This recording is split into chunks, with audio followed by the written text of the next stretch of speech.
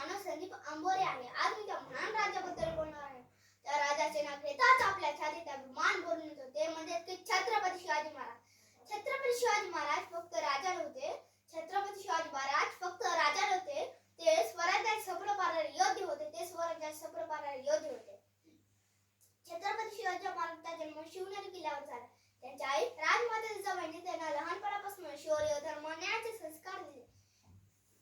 त्यांच्या गोष्टी ऐकत ऐकत शिवा मोठे झाले. त्यांच्या मनात फक्त एकच विचार होता, आपला स्वतःचे स्वराज्य निर्माण करायचे. त्या काळात लोकांवर खूप अन्याय होत होता, पण छत्रपती शिवाजी महाराज घाबरले नाही. त्यांनी त्यांच्या मावळ्यांना घेऊन एक किल्ला जिंकायला सुरुवात केली. त्यांच्या धैर्यामुळे मोठमोठे शत्रू घाबरायचे.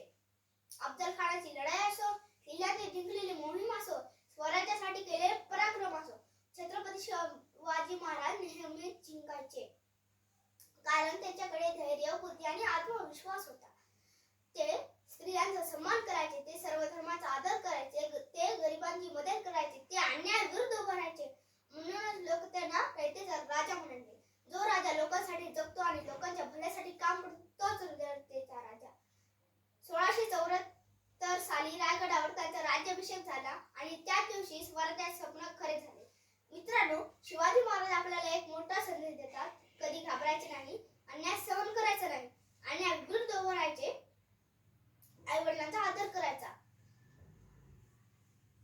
जर आपण शिवाजी महाराजांसारखे धाडसी बनलो तर आपणही आपल्या आयुष्यात नक्कीच यशस्वी होऊ शकतो.